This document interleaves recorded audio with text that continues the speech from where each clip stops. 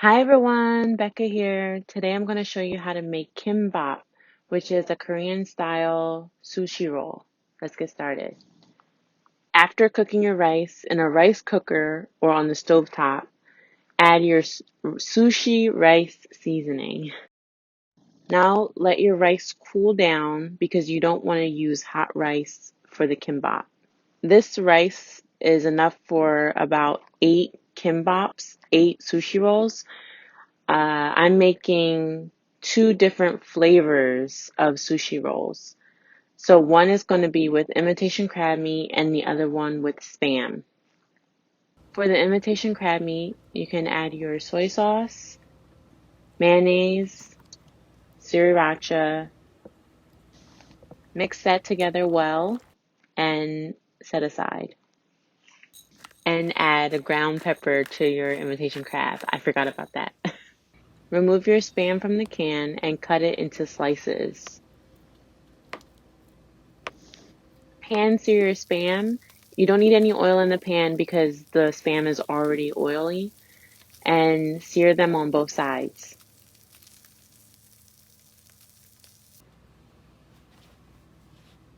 After your spam has cooled down, you can cut them into slices.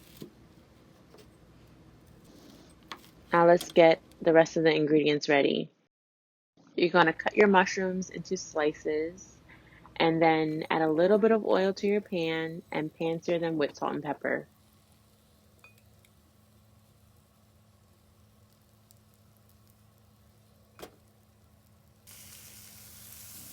Keep on frying your mushrooms until they have a little bit of color on them, they're a little brown, and set them aside.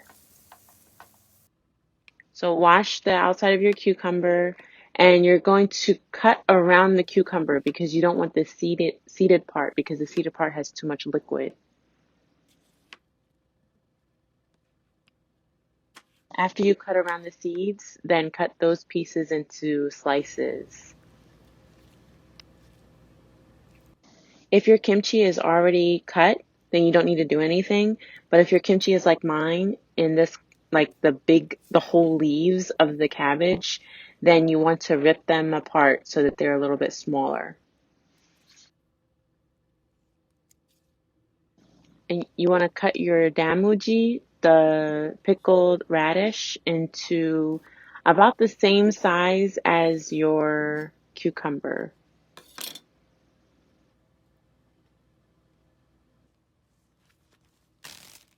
Now let's start rolling our kimbap. For easy cleanup, I'm putting my bamboo roller inside of a big Ziploc bag. For the kim, or the outside part, the seaweed, you want to put the shiny part facing down, and the rough part is where the rice will go. Gently spread your rice over the piece of kim, over the seaweed, and if you're using your hands, make sure your hands are a little wet, like you can wet them with clean water. Or you can just use your rice paddle like I am and gently spread it throughout the kim. Now you can start assembling your sushi. So for my first kimbap, I'm putting the imitation crab meat, the pickled radish, the danmuji, your cucumber, your mushrooms, and then the kimchi. To roll up the kimbap, you're just going to roll it kind of halfway, make sure you get it nice and tight, and then bring back the plastic, the roller, and then roll it again until you get the whole roll all rolled up and make sure it's nice and tight so it doesn't fall apart. When you place that aside, make sure you place it seam side down. The other flavor of kimbap is pretty similar.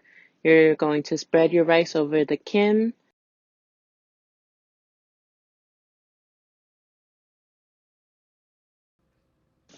So I'm putting the kimchi first and then spam. It really doesn't matter the order in which you put your ingredients.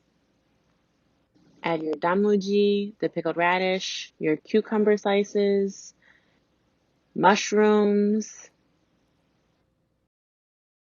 It's optional. I'm also adding some wasabi to the spam kimbap. And then the same method as before, you roll up your kimbap.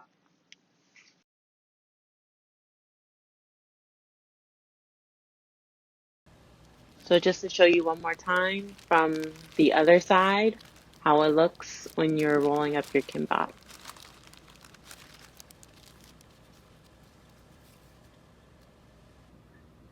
To make your kimbap taste so much better, it's a really a game changer, is to brush the outside with a little bit of sesame oil.